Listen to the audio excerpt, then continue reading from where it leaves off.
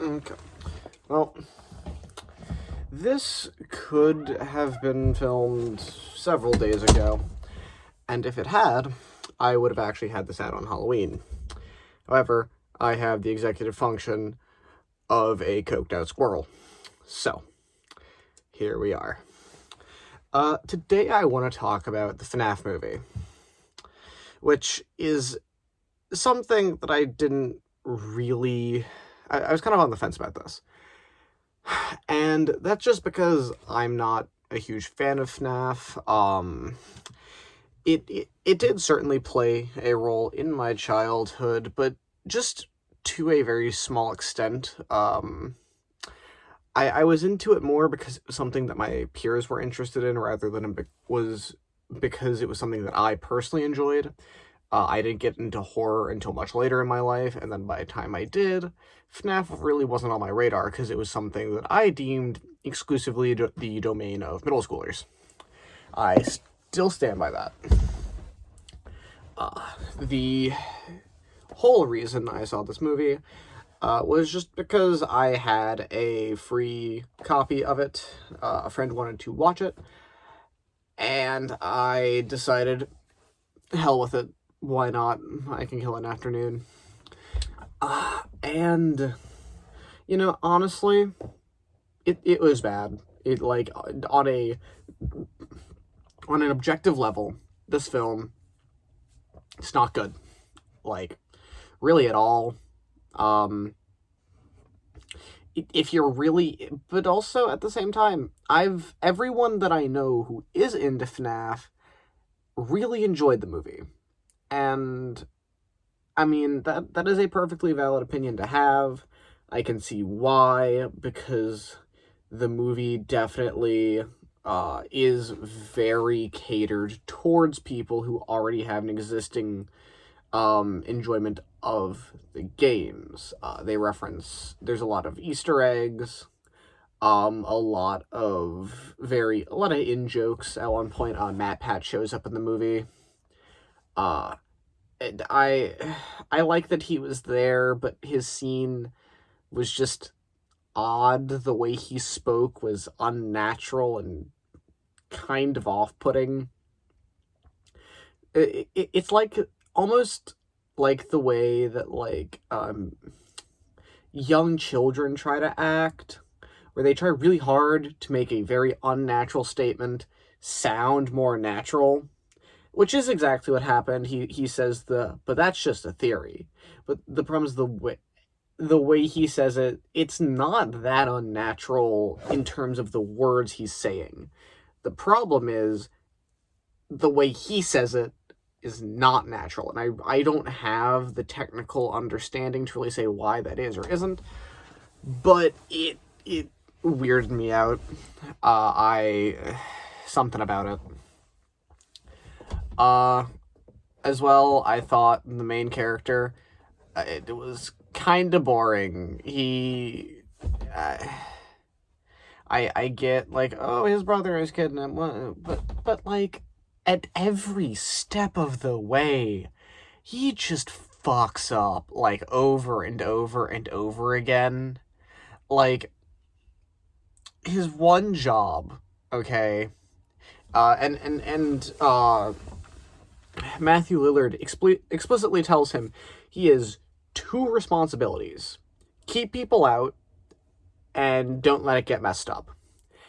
And, the second day he works there, people break in and mess it up.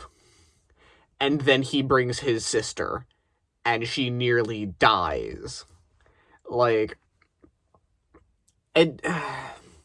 He had two things to do, and did not do either of them.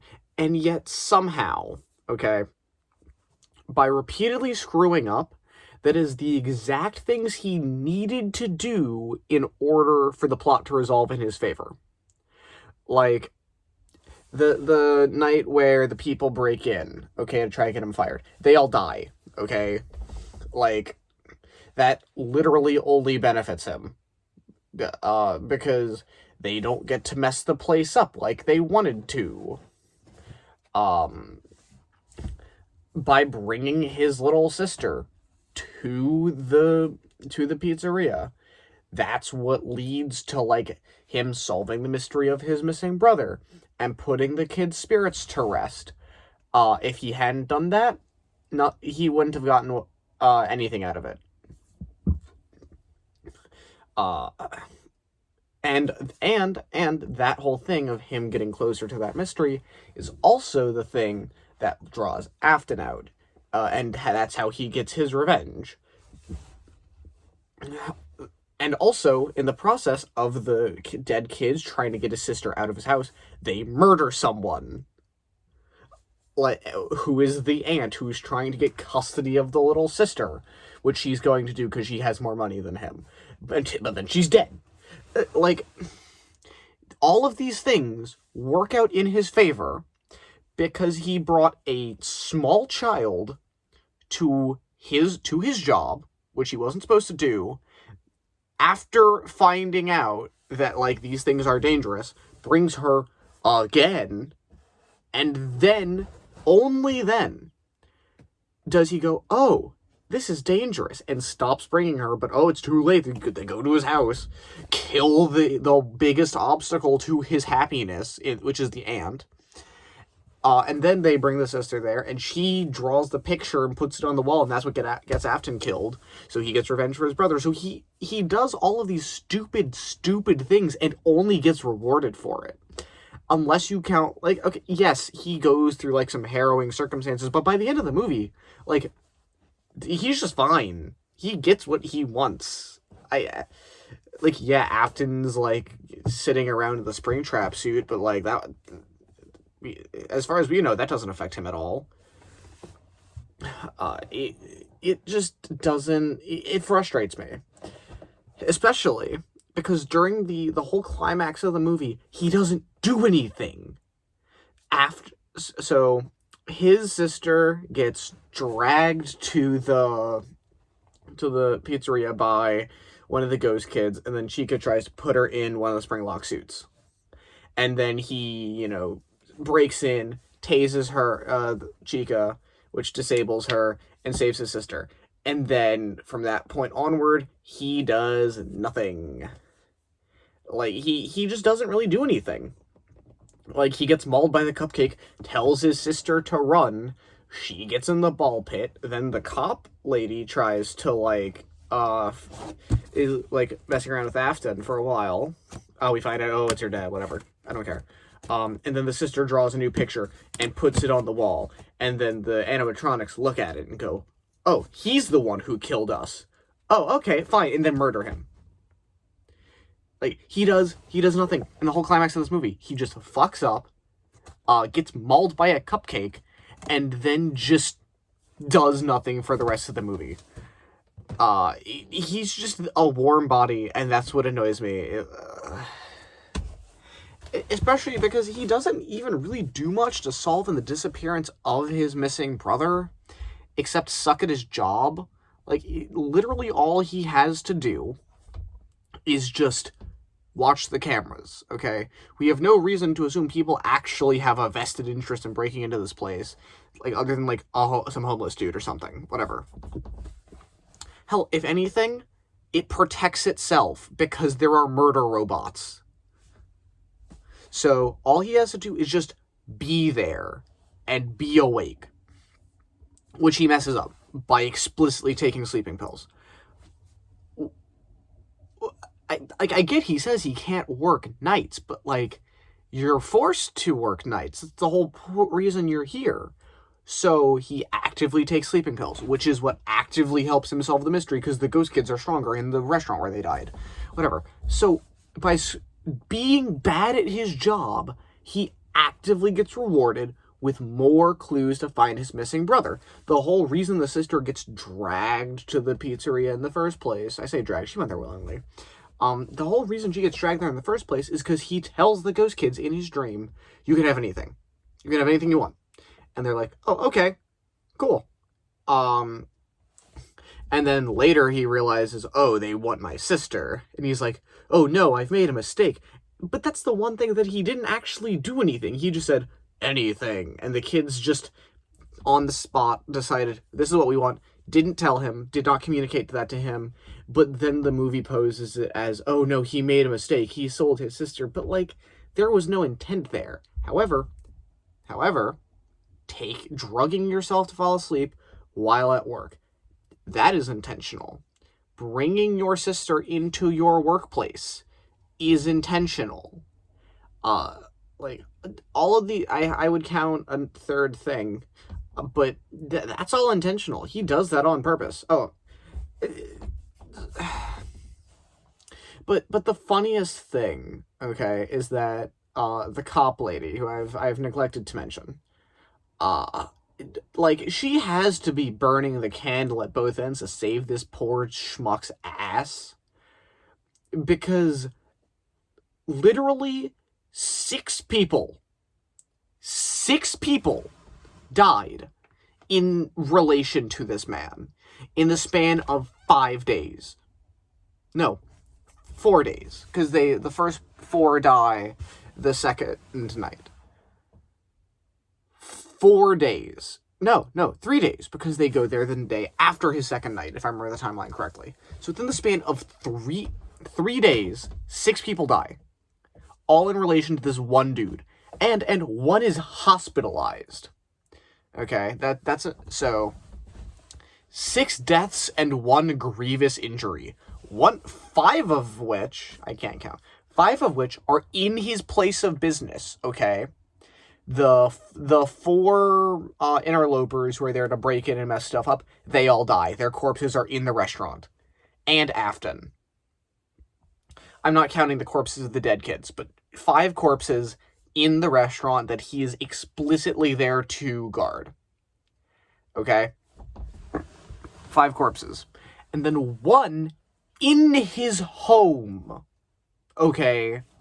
So 6 dead bodies and a stabbing victim, all that he knew, that happened within 3 days, involved in a custody, where he is involved in a custody battle for custody of his sister, and there are no consequences for him.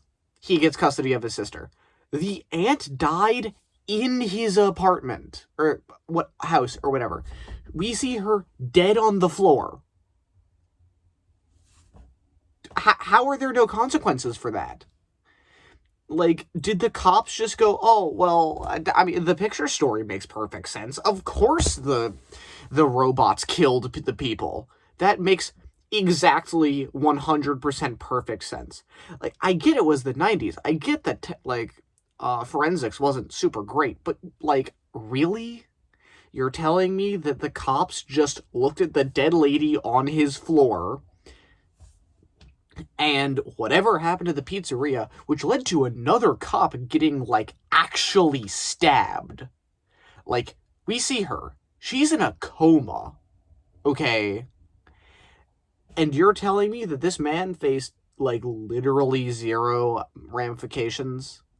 Because we know that, like, the cop lady couldn't have done anything, because, I mean, she's in a coma. She's in the hospital. So it's not like she could have protected his ass. So the only eyewitnesses to this entire event are him and a 12-year-old. And, like, this is just not touched on. There's not even a throwaway line. He just has custody of his sister now. And the sister is also way more socially stable than before. Because at the beginning of the movie, she was super depressed and didn't have friends. And now she does have friends. A, bullshit. 2, horseshit. 3, what the fuck. Like, not even therapy. She just made friends after the first friends she did make were ghosts who tried to kill her. Like, Chica was, like, within, like, maybe 10, 15 seconds of shoving her in the Springlock suit. So she came within, like, a hair's breadth of actual fucking death, which would have meant 7 corpses and a murdered cop, and a stabbed cop. My bad. I would hate to overinflate the death count. which doesn't even include, like, the people who died unrelated to this, because there was another cop at the opening scene that also got murdered. But that's besides the point. I can just say, like, you can just say, oh, Afton covered it up. Whatever. But, like, this girl doesn't even need therapy. Like, and she wants to go back? Are you kidding me? This girl, again, like, this close to having her internal organs rendered outside of her body, of having metal claws rip her chest open and introduce a few new holes to her abdomen, just went, yeah, they're chill. I want to go back. They were pretty nice when they abducted me. And I only nearly died, like, twice. I want to go back. She's 12, not, like, 3. And even then, I think a 3-year-old would have some qualms here. But no. I honestly don't even know what to say about that. Did they just run out of time and just go, oh, okay, well, we need to just, move on, that we're getting 2 more movies, we can bullshit. Like, again, one of these corpses was in his living room, and this is just not touched on. He should be in jail, she should be in foster care. At the very least, both of them should be in therapy. Hell, he should be in therapy for other reasons, because he clearly has some issues relating to, the kidnapping of his brother as a child, which is such a major thing throughout the movie for an event that happened, like the events of this kidnapping, okay, are played, like, 4, 5, 6 times over the course of the movie. And it's like, yes, it makes sense, but also, like, this guy needs therapy before the, several near-death experiences he had. But, like, he nearly gets his face ripped apart and just goes back to work the next day. Okay, sure. What the fuck is this movie? Like, it's just stupid is the thing. And yes, it borrows very liberally from the elements of FNAF lore, and those things it does handle well enough. Everything at least has parallels to FNAF as a game series.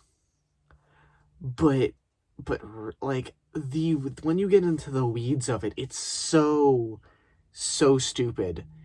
Like, so many people were involved with this, and just no one thought, like, hey, maybe this child might need, like, a therapist after, nearly dying. It baffles me. It truly baffles me. Who...